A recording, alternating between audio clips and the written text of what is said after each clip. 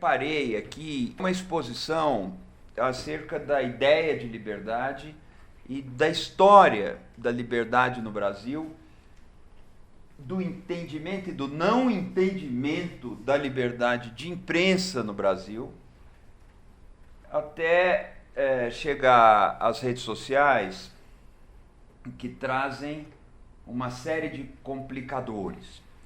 Um dos complicadores que mais perturbam é exatamente a maneira como a tecnologia passou a ser uma indústria da desconstrução da verdade factual e da promoção da mentira em diversas ordens, em diversos níveis.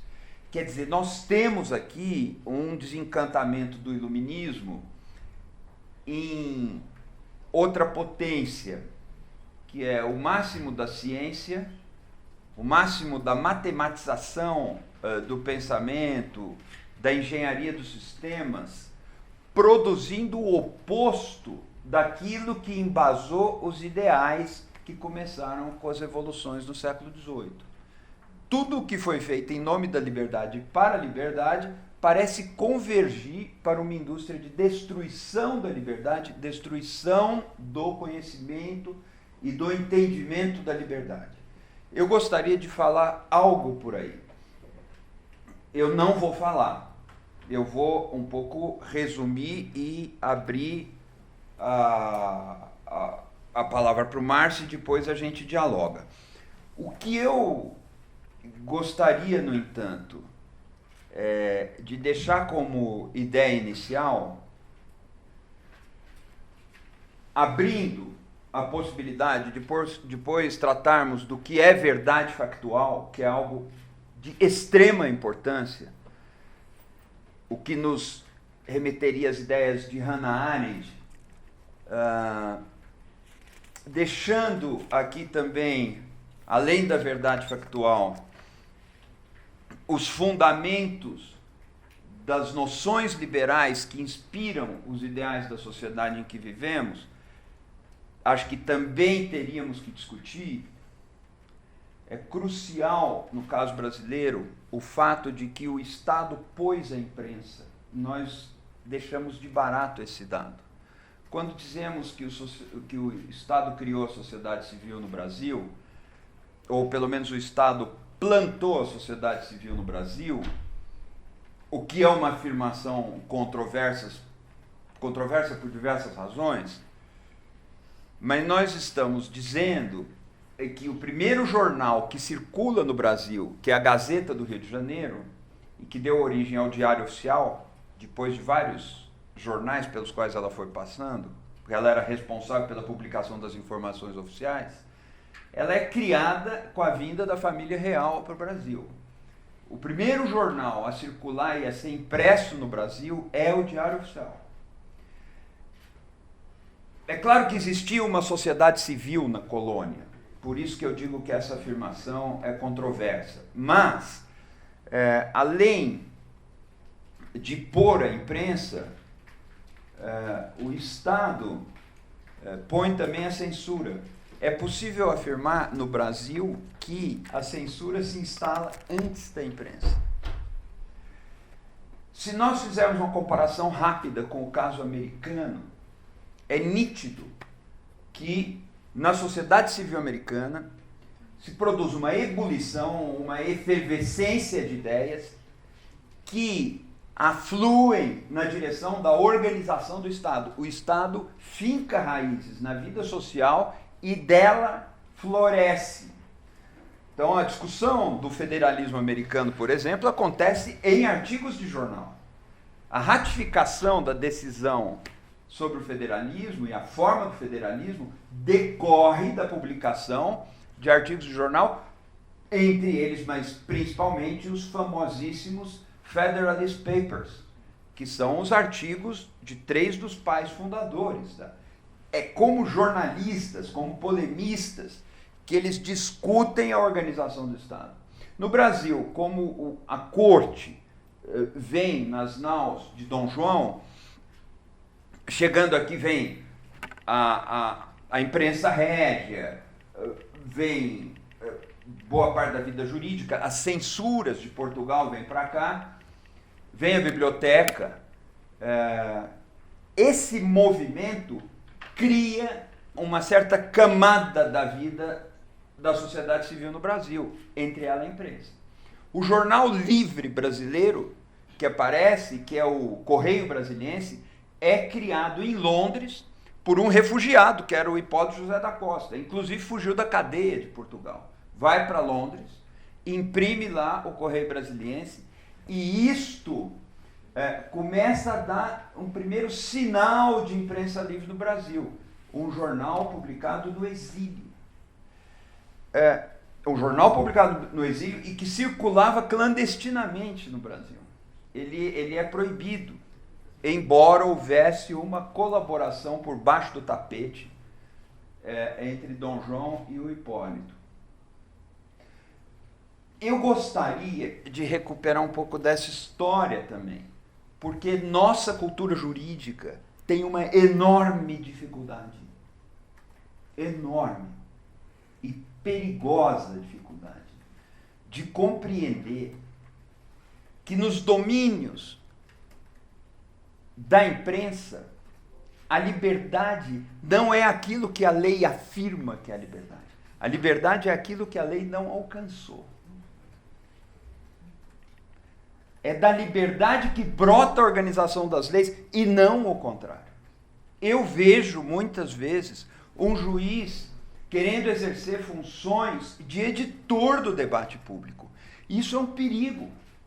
Vejo também membros do Poder Executivo querendo editar o debate público. Já tive discussões sobre isso, de dizer para gente importante, os seus votos são para administrar o país e não para editar o debate público. Você não tem mandato para editar o debate público. O debate público precisa ser livre, senão tudo o que o poder está fazendo perde sentido. Mas nossa cultura jurídica não assimila isso com facilidade. E essa é a minha grande preocupação. A liberdade de imprensa poderia ser colocada, e eu vou encerrando, numa categoria que, voltando a Hannah Arendt, aparece como uma forma de liberdade positiva. Porque podemos pensar uma liberdade negativa. Assim como podemos pensar uma felicidade negativa.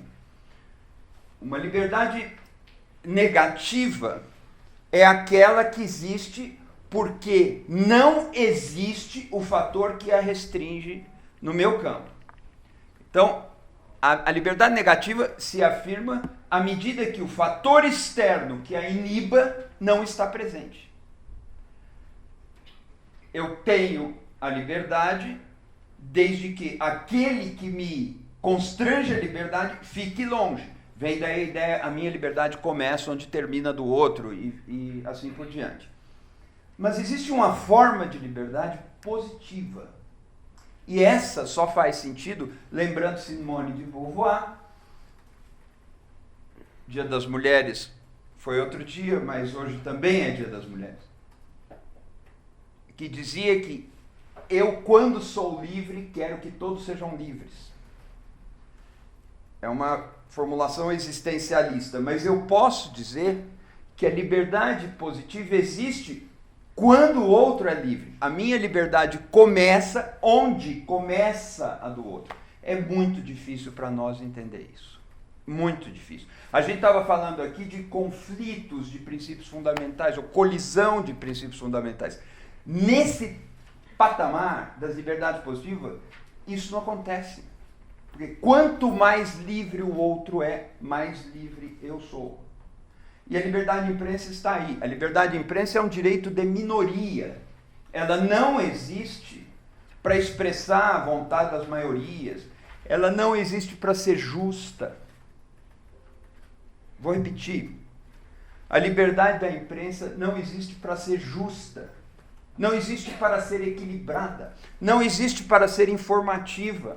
Ela existe para que as pessoas possam falar o que elas pensam, o que elas sentem no âmbito da esfera pública. Isso é dificílimo entender no Brasil. A imprensa que conquistou a liberdade estou me referindo aos de vez em quandários da Paris Revolucionária, ou estou me referindo aos jornais do século XVIII dos Estados Unidos, eram de péssima qualidade. Se vamos ler esses jornais, nós não vamos encontrar informação objetiva lá. Existem apenas opiniões deseducadas, deselegantes, incendiárias, irresponsáveis. O que conquistou a liberdade de imprensa foi uma imprensa sem qualidade, tal como nós concebemos hoje a qualidade da imprensa. O que significa que a ética da imprensa vem depois da liberdade. A ética da imprensa não é uma pré-condição para o sujeito merecer a liberdade de imprensa. Eu vou dizer de novo. A ética de imprensa não é uma pré-condição para um veículo merecer a liberdade. É o contrário. A liberdade é que cria as condições para que a sociedade, se comunicando, formule parâmetros mais justos para a circulação da informação. Mas se a liberdade não estiver dada, nós nem começamos o caminho. Não é razoável, não é racional, não é lógico, não é civilizado uma autoridade dizer a liberdade de expressão é sagrada, mas não para mentir. A liberdade de expressão é sagrada, inclusive para mentir. É claro que aquele que mente terá que responder a posteriori pelo que disse. Isso é lógico, mas está no princípio. Artigo 11 da Declaração dos Direitos do Homem e do Cidadão, 1789, Paris. Artigo 11º. A liberdade, a livre circulação das ideias é um dos mais preciosos direitos do homem. Um dos mais preciosos direitos do homem. E, claro, todo aquele que cometer algum abuso vai responder por esse abuso na forma da lei. Mas não existe a possibilidade, desde o princípio da nossa utopia, de se estabelecer uma vigilância entre o pensamento daquele que vai se manifestar e aquele a quem se endereça essa manifestação. Vigilância esta é exercida pela autoridade. Deixa eu ver aqui se isso está bom para ir a público ou não. Não, não é assim que funciona. A liberdade de imprensa assegura o direito de que tudo seja dito e os excessos serão corrigidos depois. É um preço caro que se paga, mas é assim. O preço de ter uma autoridade dizendo se algo pode ou não ser publicado é muito mais alto do que o preço que nós pagamos pelos erros e pelos abusos da liberdade de imprensa. Portanto, a liberdade é o pré-requisito, ela é o ponto de partida. A liberdade é a condição sem a qual não se estabelece a ética de imprensa. E vou fechar. Eu sei que eu estou dizendo coisas que incomodam alguns de vocês, e eu gostaria de discutir. Mas eu vou fechar dizendo uma coisa.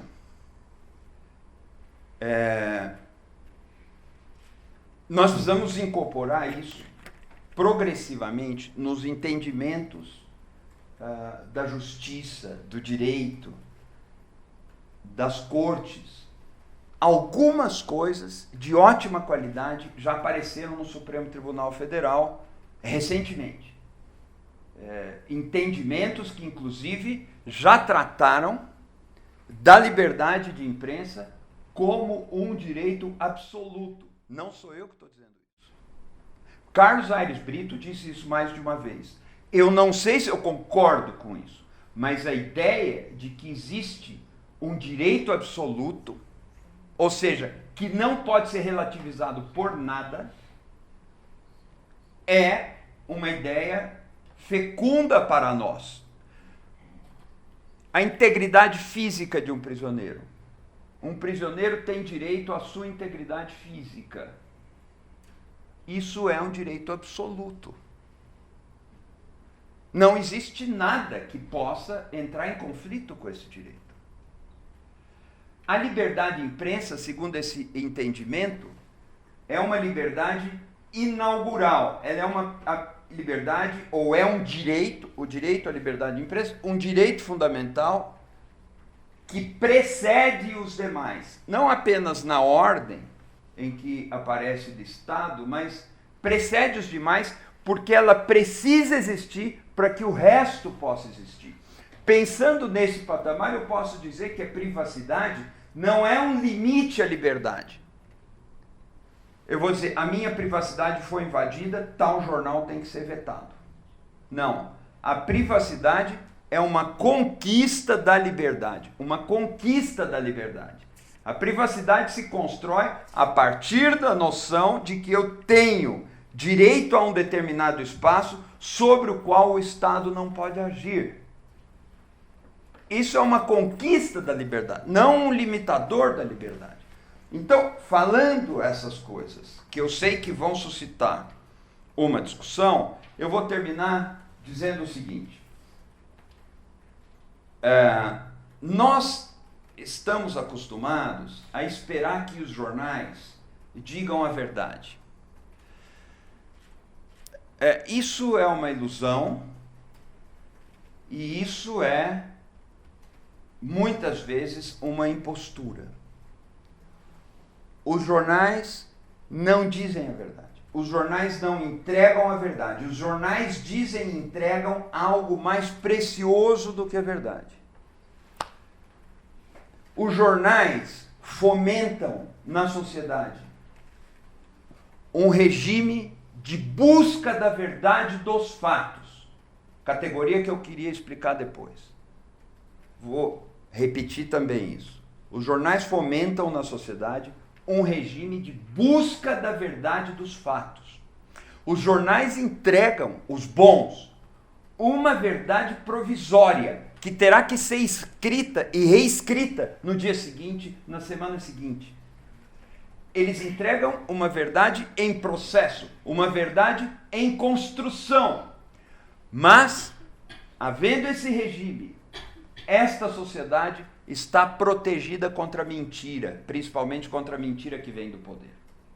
Este é o maior serviço que a liberdade de imprensa presta a uma sociedade. Não é que você vai à banca ou clica no seu celular, pagando R$30 por mês, e vai receber a verdade pura e acabada. Walter Lippmann, grande jornalista americano, brincava com essa ideia. Você chega com $1/4 na banca e fala, moço, dá a verdade para mim, ele te dá. Não é esse o jogo. O jogo ali existe uma equipe profissional, capacitada, independente, treinada para buscar a verdade.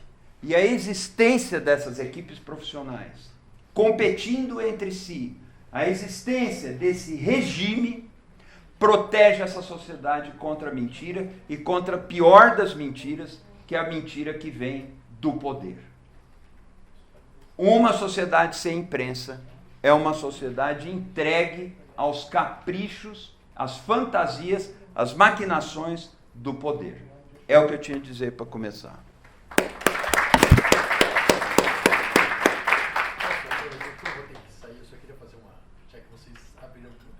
Manda. Uma questão bem simples. Mas de que forma essa vedação da censura, essa liberdade plena e a responsabilidade posterior, ela se alinha com algumas decisões, por exemplo, do Supremo Tribunal Federal, de vedação de publicações de incitação ao ódio? Ou seja, nesse tipo de publicação, como, por exemplo, publicações negacionistas e assim por diante, houveram algumas decisões do Supremo que vedaram a própria publicação em si e não criaram a responsabilidade depois. Aonde que esse tipo de publicação de incitação ao ódio ou incitação da prática de crimes como determinados grupos, nessa situação, haveria uma possibilidade de censura ou não? Nós não chamaríamos de censura. Não sei se você se refere àquele caso do Rio Grande do Sul, Elvanger, né? Veja só, o Brasil não é o melhor exemplo.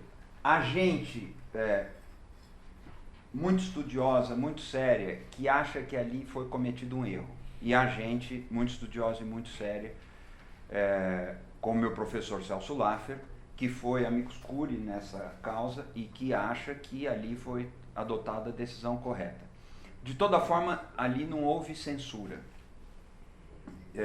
Talvez essa explicação me consuma um tempo aqui, e eu hesito com relação a isso. Eu quero dizer que o melhor exemplo desse tipo de situação é a Alemanha, com relação ao nazismo.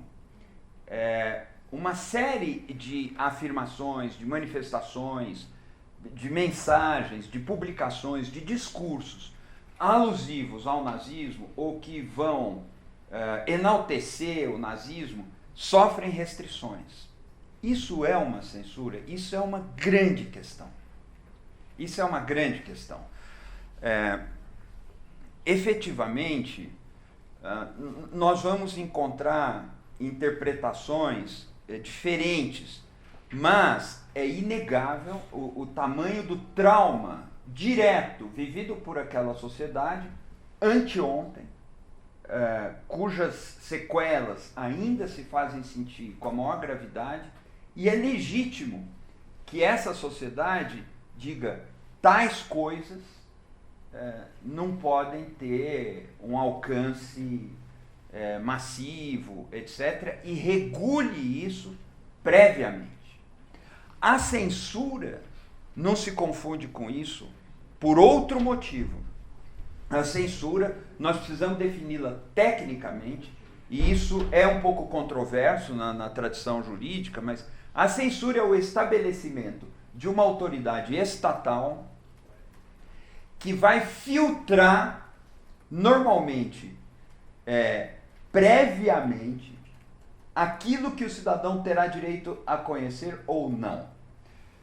Aí você pode dizer, mas e quando essa autoridade não é estatal? Sim, é possível censura privada, mas a censura privada requer algumas pré-condições que seriam um excessivo monopólio do negócio das comunicações e um critério prévio que considera o cidadão despreparado para conhecer certas mensagens e aí faz uma filtragem. Mas a censura é uma ferramenta do poder contra o direito à informação da sociedade. A vítima da censura é a sociedade, a vítima da censura não é o jornalista, não é um veículo de imprensa. O veículo de imprensa da sociedade é um meio para que se atinja essa finalidade maior. Então, sim, a gente tem essa questão que é muito complexa, tem a ver com o politicamente correto hoje. Não se pode fazer certas coisas, não se deve usar certas expressões. Isso é uma censura? Eu diria que não é, mas temos que discutir com muito mais cautela esse assunto.